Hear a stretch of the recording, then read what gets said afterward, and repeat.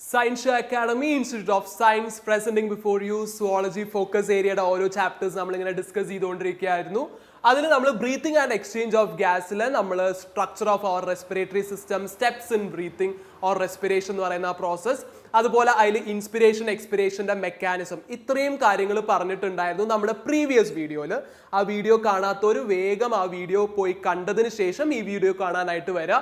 And ഇതിൽ നമ്മൾ ഈ ചാപ്റ്ററിന്റെ ബാക്കി ഭാഗമാണ് ഡിസ്കസ് ചെയ്യാൻ പോകുന്നത്. കഴിഞ്ഞ ക്ലാസ്സിൽ നമ്മൾ റെസ്പിറേറ്ററി വോളിയംസും കൂടെ ഡിസ്കസ് ചെയ്തിട്ടുണ്ടായിരുന്നു. അതിൽ tidal volume and residual volume was also being discussed.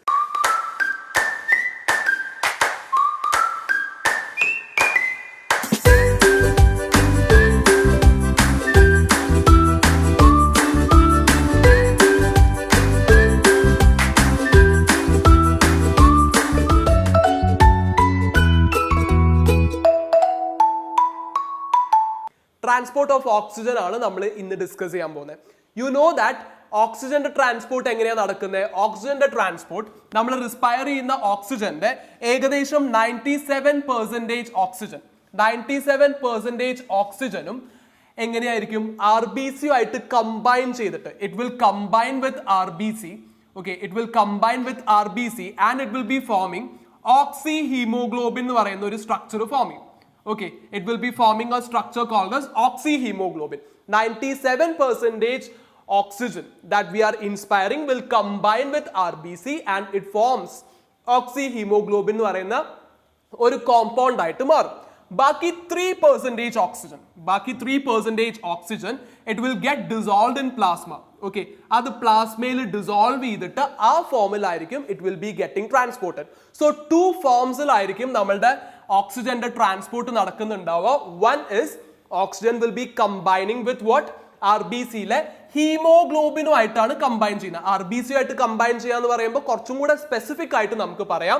That is RBCയിലെ ഹീമോഗ്ലോബിനുമായിട്ട് കമ്പൈൻ ചെയ്തിട്ട് it will be forming oxyhaemoglobin എന്ന് പറയുന്ന ഒരു മോളിക്യൂൾ ആയിട്ട് മാറും. And ബാക്കിയുള്ള 3% oxygen it will get dissolved in the plasma and it will be transported in that form. Okay, അങ്ങനെയാണ് ട്രാൻസ്പോർട്ട് ഓഫ് ഓക്സിജൻ നടക്കുന്നത്. ക്ലിയർ ആയോ? ഇതെന്താ, എവിടെയാണ് ഈ ഓക്സി ഹീമോഗ്ലോബിന്റെ ഫോർമേഷൻ നടക്കുന്നത്? ആൽവിയോളയിൽ വെച്ചിട്ട്. ആൽവിയോളയിലല്ലേ ഓക്സിജന്റെ കോൺസെൻട്രേഷൻ കൂടുതൽ? ആൽവിയോളയിൽ ഓക്സിജന്റെ കോൺസെൻട്രേഷൻ കൂടുതലായതുകൊണ്ട് ആൽവിയോളയിൽ വെച്ചിട്ട് എന്ത് സംഭവിക്കും? ഓക്സി ഹീമോഗ്ലോബിന്റെ ഫോർമേഷൻ നടക്കും. ടിഷ്യൂസിലോട്ട് എത്തുമ്പോൾ, ഈ RBCs ടിഷ്യൂസിലോട്ട് എത്തുമ്പോൾ ഈ ഓക്സി ഹീമോഗ്ലോബിൻ സ്പ്ലിറ്റ് ആവും. ഈ ഓക്സി ഹീമോഗ്ലോബിൻ സ്പ്ലിറ്റ് ആയിട്ട് എന്താവും? ഓക്സിജനും ഹീമോഗ്ലോബിനുമായിട്ട് മാറും. Haemoglobin remains in the RBC itself. Oxygen will get transported to the tissue. ആ ടിഷ്യൂ സെൽസിലോട്ട് ഓക്സിജൻ ട്രാൻസ്പോർട്ടഡ് ആകും. ഹീമോഗ്ലോബിൻ എന്ത് ചെയ്യും? ആ RBCയിൽ തന്നെ നിൽക്കും. അങ്ങനെയാണ് ടിഷ്യൂസിലോട്ട് എന്ത് എത്തുന്നത്? ഓക്സിജൻ എത്തുന്നത്. This is the way in which oxygen is getting transported in the tissues. ഓക്സിഹീമോഗ്ലോബിൻ എന്ന് പറയുന്ന ഫോമിൽ. എപ്പോഴൊക്കെയാണ് ഈ ഓക്സിഹീമോഗ്ലോബിന്റെ ഫോർമേഷൻ നടക്കുക എന്നുള്ളതാണ് ഇനി നമുക്ക് പറയാനുള്ളത്. We told that ആൽവിയോളയിൽ വെച്ചിട്ടാണ്. ആൽവിയോളയിൽ സ്പെസിഫിക് കണ്ടീഷൻസിലായിരിക്കും ഓക്സിഹീമോഗ്ലോബിന്റെ ഫോർമേഷൻ നടക്കുക. What are the conditions that favor the formation of oxyhemoglobin? അതാണ് ഇനി നമ്മൾ പറയാൻ പോകുന്നത്. Conditions favoring oxyhemoglobin formation. First one is low temperature. Temperature should be low. Low temperature is the one condition in which oxyhemoglobin forms. അടുത്ത condition, pH should be more. എന്താ? pH should be more. pH should be more means alkaline nature ആയിരിക്കും. Okay, alkaline natureലായിരിക്കും ഇത് formation നടക്കുന്നുണ്ടാവുക. That is H+ ionsന്റെ concentration കുറവ്. H+ ionsന്റെ concentration കുറവായിരിക്കും. That is pH കൂടുതലായിരിക്കും. That alkaline condition will be favoring oxyhemoglobin formation and temperature കുറവായിരിക്കും. അവിടെ partial pressure of oxygen എങ്ങനെയാ? ആൽവിയോളയിൽ partial pressure of oxygen is more. Okay, PO2 or partial pressure of oxygen is more. അവിടെ partial pressure of carbon dioxide എങ്ങനെയാ? ഇവിടെ ഇല്ല സംഭവം. അവിടെ വെച്ചു.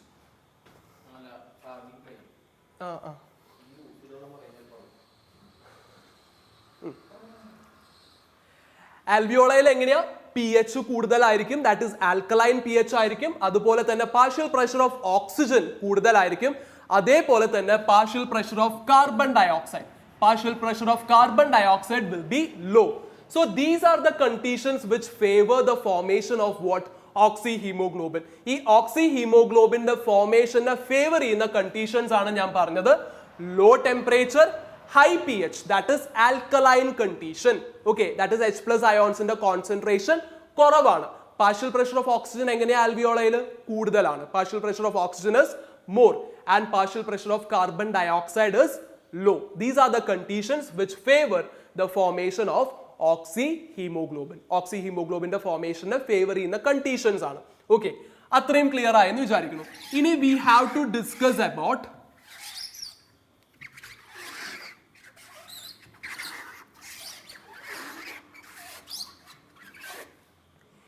ഇനി നമുക്ക് ട്രാൻസ്പോർട്ട് ഓഫ് ഓക്സിജനിൽ പറയാനുള്ളത് ഒരു ഗ്രാഫ് ആണ്. ഓക്കെ, ഒരു ഗ്രാഫ് ആണ്. That is this is a graph plotted between partial pressure of oxygen and percentage saturation of haemoglobin with oxygen. Percentage saturation of haemoglobin with ഓക്സിജനും പാർഷ്യൽ പ്രഷർ ഓഫ് ഓക്സിജനും നമ്മൾ y ആക്സിസിലും x ആക്സിസിലും റിസ്പെക്റ്റീവ് ആയിട്ട് എടുത്തിട്ട് നമ്മൾ ഒരു graph വരയ്ക്കാന്ന് വിചാരിച്ചോ. That graph will be having a sigmoid shape. ആ ഗ്രാഫിന്റെ ഷേപ്പ് എങ്ങനെയായിരിക്കും? സിഗ്മോയിഡ് ഷേപ്പ് ആയിരിക്കും. Sigmoid shape. ഓക്കെ, ഇതിനെ നമ്മൾ ഓക്സിഹീമോഗ്ലോബിൻ കർവ് എന്നൊക്കെ വിളിക്കും. This will be a sigmoid curve. ഈ സിഗ്മോയിഡ് കർവ് എങ്ങനെയാ ഫോം ചെയ്യുന്നത്? When we are plotting percentage saturation of haemoglobin with oxygen on y axis and partial pressure of oxygen on x axis. അതായത് haemoglobin എടുക്കുകയാണ്.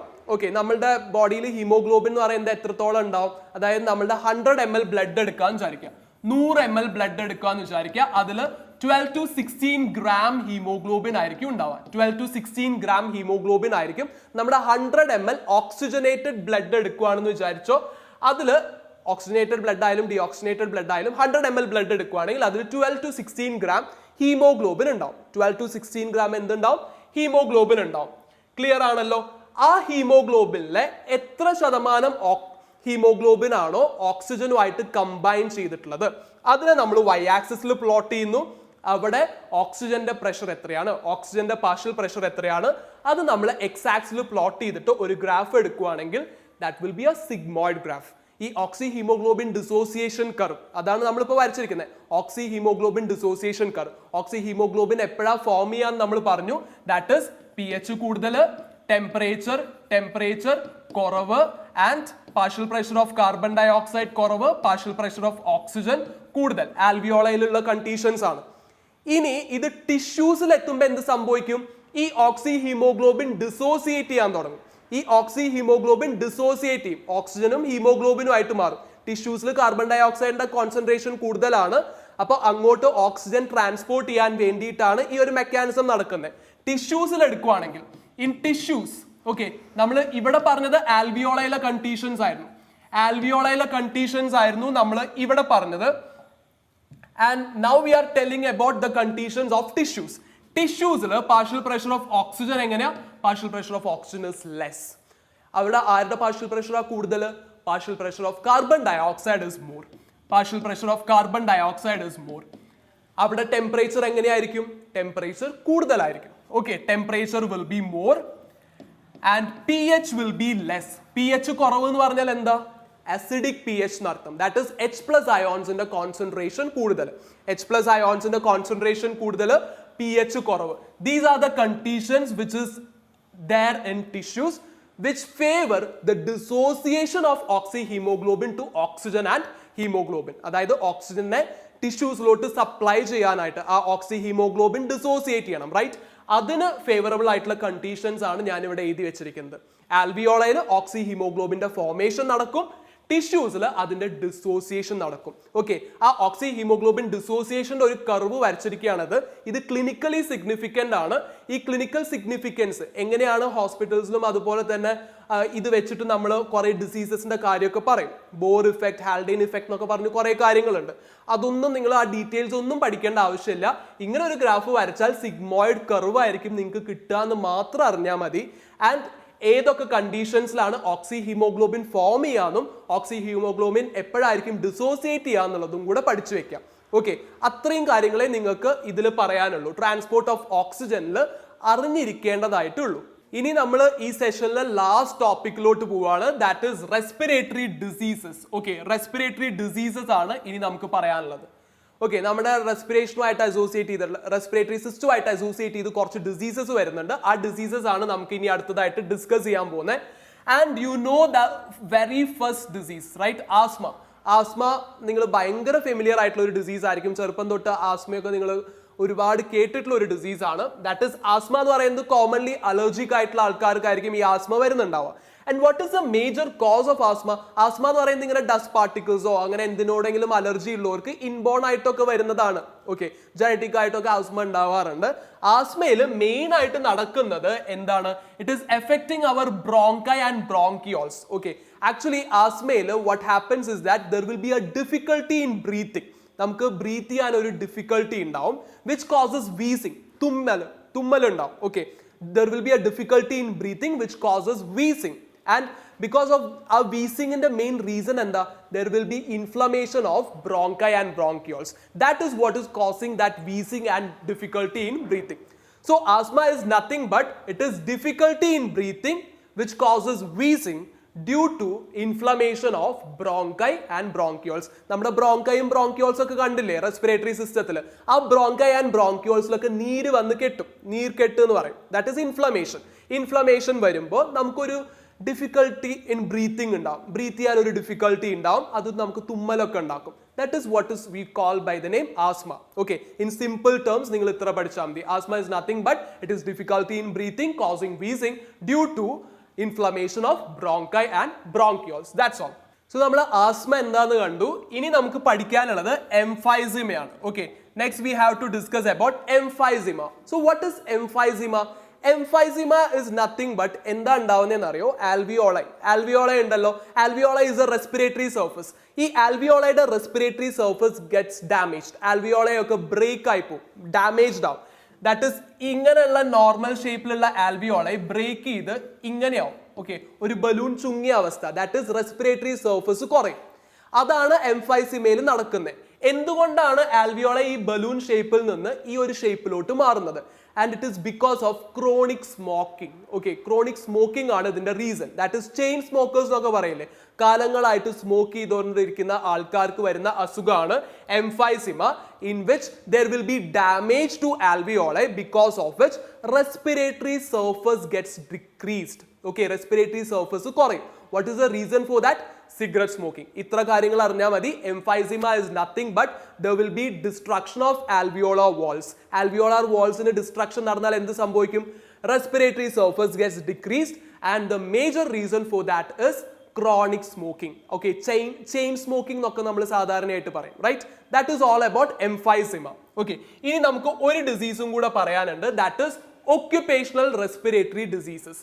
Occupational respiratory disorders എന്ന് പറയുന്നത് നിങ്ങൾക്ക് ആ പേര് തന്നെ ക്ലിയർ ആണ്. ഒക്യുപേഷണൽ റെസ്പിറേറ്ററി ഡിസോർഡേഴ്സ് എന്ന് പറഞ്ഞാൽ എന്താ?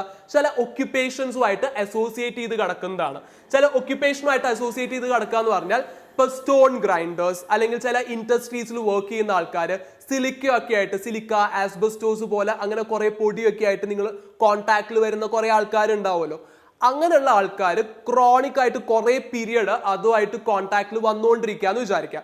ഈ സ്റ്റോണിന്റെ ക്രഷ്ഡ് ഗ്രെയിൻസോ അല്ലെങ്കിൽ എന്താ പറയാ ഈ സിലിക്ക, ഓക്കെ, അല്ലെങ്കിൽ ആസ്ബസ്റ്റോസ് അതൊക്കെ ആയിട്ട് സ്ഥിരമായിട്ട് കോൺടാക്റ്റിൽ വരുവാണെങ്കിൽ അവർക്ക് ഉണ്ടാവുന്ന ഗ്രൂപ്പ് ഓഫ് ഡിസീസസിനെ വിളിക്കുന്ന പേരാണ് occupational respiratory disorders. It can be silicosis, asbestosis, biopnosis, അങ്ങനെ ഒരുപാട് ടൈപ്പ് ഉണ്ട്. ഓക്കെ, അതിനെയൊക്കെ നമ്മൾ ഒരുമിച്ച് വിളിക്കുന്ന പേരാണ് occupational respiratory disorders. ഇതിലെ മെയിൻ ആയിട്ട് കാണുന്ന ഒരു സിംറ്റം എന്ന് പറയുന്നത് it is fibrosis. Okay, lungs fibrosed ആയി പോകും. ലങ്സിൽ മൊത്തം ഇങ്ങനെ ഫൈബേഴ്സ് വന്ന് നിറഞ്ഞിട്ട് ലങ്സ് ഫൈബ്രസ് ആയിട്ട് മാറും. That is what is mainly occurring in occupational respiratory disorders. Okay, പേര് തന്നെ ക്ലിയർ ആണ്. It is associated with certain occupations due to chronic എന്തായിരിക്കും ഇറിറ്റേഷൻസ് കോസ് ഡ്യൂ ടു ഈ പറയുന്ന dust particles. This disease is occurring. Major thing what is happening is fibrosis of lungs. Fibrosis of lungs അതാണ് ഇതിൽ നടക്കുന്നത്. Surgical mask ഒക്കെ use ചെയ്താൽ മതി ആ പണിയെടുക്കുന്ന സമയത്ത്. It is preventable. ഓക്കെ, അതിന് നമുക്ക് പ്രിവെന്റ് ചെയ്യാൻ പറ്റും.